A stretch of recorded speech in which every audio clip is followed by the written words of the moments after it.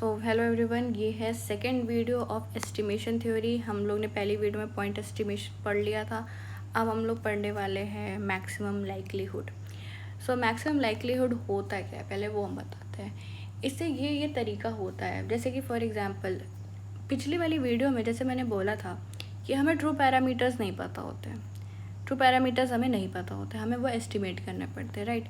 और फिर उसके बाद अब मैंने ये भी बोला था कि बायसनेस चेक करने के लिए हम उसको ट्रू पैरामीटर से माइनस करते हैं, या फिर ये सब चीज़ें हम लोग जो कैलकुलेट कर रहे हैं, तो इसके लिए तो मुझे चाहिए ट्रू पैरामीटर। तो जब पता ही नहीं है तो मैं ये कैलकुलेट कैसे करूँगी? तो उसका आंसर यहाँ पे हमें इससे मतलब नहीं है कि थीटा की वैल्यू क्या है, हमें उस थीटा की वैल्यू से मतलब है जो कि हमारा जो ऑब्जर्व डेटा है उसको मोस्ट लाइकली कर देता है। बहुत ही सिंपल शब्दों में समझाती हूँ। जैसे फॉर एग्जांपल एक यही बना लेते हैं क्योंकि बहुत खिचड़ी पकती है फिर। ओके, तो जैसे फॉर एग्जांपल हम लोगों ने मार्केट में रिटर्न्स देखे जो कि आ रहे थे x1, x2, x3, ऐसे करते करते xn आ रहा था। और मेरे को एक पैरामीटर के बारे में एस्टिमेट करना है कि कोई मान लो कोई भी थीटा पैरामीटर है और मुझे इसके बारे में पता करना है। अब क्योंकि ये ट्रू वैल्यू है तो मुझे पता नहीं होगी, ठीक है, मुझे ट्रू वैल्यू पता नहीं होगी तो हमें क्या करना पड़ेगा? एस्टिमेट करना पड़ेगा। तो एस्टिमेट, अब ये ट्रू पैरामीटर कुछ भी हो सकता है, जैसे थीटा वैल्यू, जैसे फॉर एग्जांपल मुझे अगर ट्रू वोलेटिलिटी कैलकुलेट करनी है, ठीक है, या फिर मुझे एक्सपेक्टेड रिटर्न्स कैलकुलेट करने हैं, या फिर मुझे कोरिलेशन कैलकुलेट करना है, या फिर मुझे गार्च पैरामीटर्स कैलकुलेट करने हैं, तो मुझे ये सब कुछ भी करना है। तो मुझे पास अब ट्रू तो है नहीं, तो मुझे एस्टिमेट करना पड़ेगा। तो मैं एक ऐसा वेरिएबल एस्टिमेट करूँगी जिससे बहुत मतलब ऐसा एस्टिमेट करूँगी जिससे मोस्ट लाइकली ऐसा डेटा जनरेट हो सके। This is the true data, ठीक है, this is the true data. तो ऐसी थीटा की क्या वैल्यू होनी चाहिए जो कि मैक्सिमम लाइकलीहुड कर दे, मतलब सबसे ज़्यादा चांसेस हों इस, मतलब ऐसा कौन सा थीटा की वैल्यू है जिससे ऐसा डेटा जनरेट होने के चांसेस सबसे ज़्यादा होते हैं, ठीक है, उसको कहते हैं मैक्सिमम लाइकलीहुड मेथड। अब हम थोड़ा सा इसको पढ़ लेते हैं। ये क्या है? उसको बोलते हैं इसको बोलते हैं लाइकलीहुड मेथड। ये रहा likelihood method is a joint PDF PMF, ठीक है। तो ये होता क्या है? ये एक तरीके का ये प्रोबेबिलिटी होता है of observing the data given the parameters. कि अगर हमें कोई एक पैरामीटर गिवन है, जैसे मान लेते हैं यही थीटा है, कि अगर कोई पैरामीटर हमें गिवन है तो जो भी डेटा जनरेट हो रहा है, ठीक है, जैसे फॉर एग्जांपल x1, ठीक है, और पैरामीटर ये, तो ये डेटा जनरेट होने की प्रोबेबिलिटी क्या है वो हमें लाइकलीहुड फंक्शन से पता चलता है। इट इज़ अ प्रोबेबिलिटी, ये प्रोबेबिलिटी फंक्शन होता है, ठीक है, of observing the data given the parameter, of observing the data given the parameter. For example मान लेते हैं कि मेरे कुछ रिटर्न्स हैं जो कि नॉर्मली डिस्ट्रीब्यूटेड है, ठीक है। अब जैसे हो सकता है ये 1% रिटर्न हो रहा है, 2% रिटर्न हो रहा है, -1% रिटर्न जनरेट हो रहे हैं, तो ये सब डेटा है। तो मैं ये क्वेश्चन पूछूंगी, मेरा क्वेश्चन क्या होगा कि मीन हो गया या फिर वोलेटिलिटी है, इनकी क्या वैल्यूज़ हो सकती हैं max with highest probability, highest probability के साथ इनकी क्या वैल्यू होगी कि ये डेटा जनरेट हो जाए। अब देखो, इसकी भी आप 10 वैल्यूज़ बता सकते हो, इसकी भी 50 वैल्यूज़ बता सकते हो, ठीक है, कि भाई इससे ये डेटा जनरेट हो सकता है, इससे भी ये डेटा जनरेट हो सकता है, इससे भी जनरेट हो सकता है, इससे भी जनरेट हो सकता है। ऐसे तमाम रीजन्स तमाम वैल्यूज़ हो सकती हैं, इनकी वैल्यूज़ फिर इनके आपस में कॉम्बिनेशंस दुनिया भर के, ठीक है। तो और इन सब की एक प्रोबेबिलिटी होगी कि हाँ इतने % चांसेस हैं कि इस वाली वैल्यू से ये डेटा जनरेट होगा, इतनी वैल्यू चांसेस हैं कि इस कॉम्बिनेशन से ये वैल्यू जनरेट होगी। तो फिर उसके बाद हम कौन सा लेंगे? हम वो वाला प्रोबेबिलिटी लेंगे जो सबसे हाईएस्ट होगी, ठीक है, जिसके अब इन सबसे ही डेटा जनरेट हो रहा है, तो मैं सबसे बड़ी वाली प्रोबेबिलिटी ले लेती हूँ। तो इसको कहते हैं मैक्सिमम लाइक्लीहुड फंक्शन, तो जो कि ये हमें लाइक्लीहुड फंक्शन से मिलता है। अब ये क्या बोल रहा है? अब बोल रहा है in practice we maximise a log likelihood. हम लॉग लाइक्लीहुड यूज़ करते हैं, ना कि लाइक्लीहुड। फॉर एग्जांपल अब जैसे कि इसी वाले केस में मैं तुमको बताती हूँ कि हमने क्या बोला, लाइक्लीहुड फंक्शन क्या होता है, लाइक्लीहुड क्या होता है, प्रोबेबिलिटी कैलकुलेट करते हैं ऑफ x1 गिवन थीटा, अब x1 can be any number. अब हम इसका ना क्या करेंगे, हम इसका वो होगा मल्टीप्लिकेशन, ठीक है। और i can be, this is i can be 1 से लेकर के i टिल n, ये वाली वैल्यूज़ हैं, ये वैल्यू जनरेट हो रही है। तो xi से लेकर n तक हम इन सबका हमको मल्टीप्लिकेशन निकालना पड़ता है, ठीक है, क्योंकि हमको वही कैलकुलेट करनी है, ठीक है।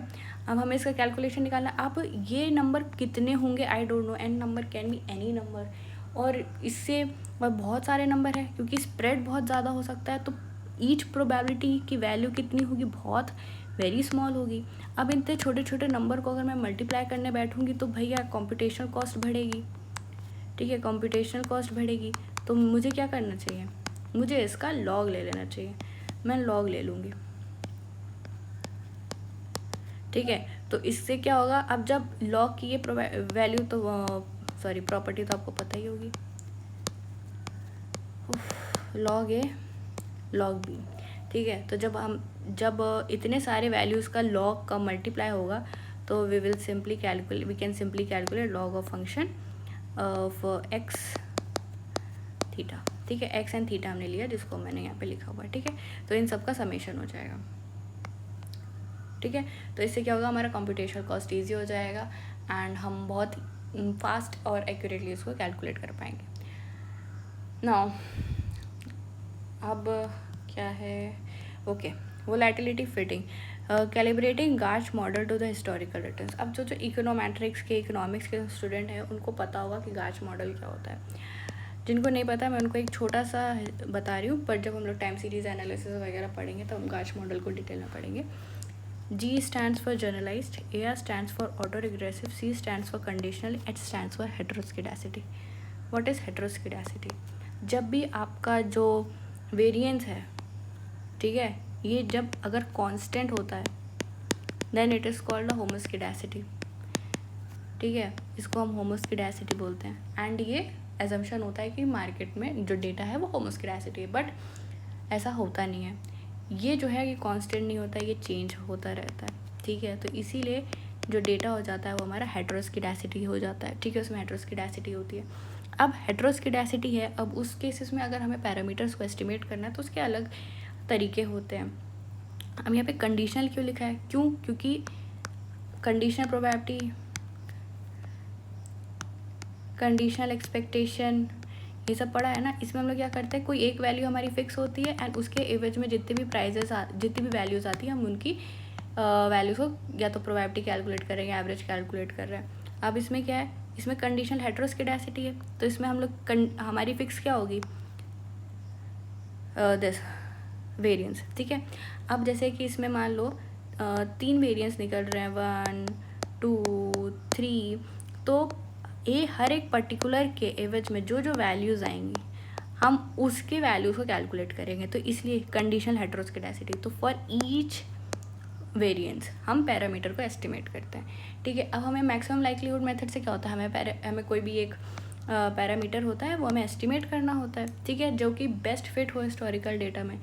अब इसको बोल सकते हैं कि ये काल्म है, ये बोल सकते हैं कि ये बुलिश है, इसको बोल सकते हैं कि ये बेयरिश है, इसको बोल सकते हैं कि ये न्यूट्रल है, ठीक है। जब न्यूट्रल होगा तो ये वेरिएंस होगा, बुलिश में ये वेरिएंस होगा, बेयरिश में ये वेरिएंस होगा। तो हर एक रिजीम्स में इस पैरामीटर की क्या बेस्ट वैल्यू हो सकती है हम उसको कैलकुलेट करते हैं, ठीक है। तो this is called a GARCH model, ठीक है। तो इसमें ये एप्लीकेशन बता रही हूँ कि ये कहाँ अप्लाई होता है, ठीक है। तो गार्च मॉडल में अप्लाई हो गया। ऑप्शन प्राइजिंग में कैलकुलेट हो गया। ऑप्शन प्राइजिंग में हम लोगों ने कल पढ़ा था, ऑप्शन पे ऑफ पढ़ा था, एक ऑप्शन पे ऑफ पढ़ा था ना, कि अगर वोलेटिलिटी ज़्यादा होती है तो हम जो उसकी प्राइजिंग होती है, मतलब हमें बहुत अच्छे उसमें प्राइजिंग मिल सकती है। जो पे ऑफ्स होते हैं बहुत अच्छे मिल जाते हैं, क्योंकि जब वोलेटिलिटी ज़्यादा होती है तो मार्केट जो ऑप्शन के प्राइजेस हैं, जो ट्रेडिंग करते हैं उन्हें देखा होगा अचानक से बहुत ज़्यादा बढ़ जाते हैं, ठीक है। और मैक्सिमम कितना गिरते हैं, 0 तक, लेकिन बढ़ते हैं तो बहुत ज़्यादा अचानक से बढ़ जाते हैं, ठीक है। लोगों को 150% तक के रिटर्न्स ऐसे ही मिल जाते हैं जब वोलेटिलिटी ज़्यादा होती है। तो उस केसेस में भी ये जो हम इम्प्लाइड वोलेटिलिटी का कॉन्सेप्ट होता है कि कितनी, जैसे कि हम लोगों ने एस्टिमेट किया कि ऑप्शन की जो वैल्यूज़ हैं ऑप्शन की, वो कुछ एक पर्टिकुलर मान लेते हैं ये प्राइस है, ठीक है, ये प्राइस है कि हमने ये एस्टिमेट किया कि इतना प्राइस होना चाहिए और एक्चुअल प्राइस ऑप्शन का ये है, तो ये इसके बराबर हो, ठीक है। हमारा मॉडल कितना बेस्ट होगा, अनबायस्ड कितना होगा, एरर फ्री कब होगा, जब ये वैल्यू इसके बराबर होगी और ये वैल्यू बराबर हो, तो उसके लिए मुझे कैलकुलेट करनी है वोलेटिलिटी। तो मैं ये पूछूंगी कि कितनी वोलेटिलिटी पे, यानी कितने, इसकी क्या वैल्यू होनी चाहिए वोलेटिलिटी की, कि ये इस टाइप का प्राइस जो है वो जनरेट कर दे, ठीक है। यानी which volatility can make the model price equals to the market price, कि वोलेटिलिटी कितनी हो। तो अगर उतनी वोलेटिलिटी मार्केट ने दे दी तो मतलब जितना मेरे मॉडल ने बोला है उतना उसकी ट्रू वैल्यू हो जाएगी, ठीक है। इन शॉर्ट मैं एक बता दूं कि जैसे कि मैं ऐसे प्रेडिक्ट किया कि ऑप्शन की वैल्यू 100 रुपीज़ है, तो अब मार्केट की वैल्यू भी 100 रुपीज़ हो, ठीक है, ये मैंने प्रेडिक्ट किया है एंड ये एक्चुअल वैल्यू है, तो ये हो कब होगी ये, तो उसके लिए मैंने एक वोलेटिलिटी निकाली कि अगर इतनी वोलेटिलिटी आ जाती है तो मेरी मॉडल की वैल्यू और एक्चुअल वैल्यू मैच कर जाएगी, यानी मेरी प्रेडिक्शंस सही हो जाएंगी। तो इस ये जो वोलेटिलिटी कैलकुलेट करते हैं इसको हम बोलते हैं इम्प्लाइड वोलेटिलिटी, ठीक है, क्योंकि हमें ट्रू वोलेटिलिटी नहीं पता है।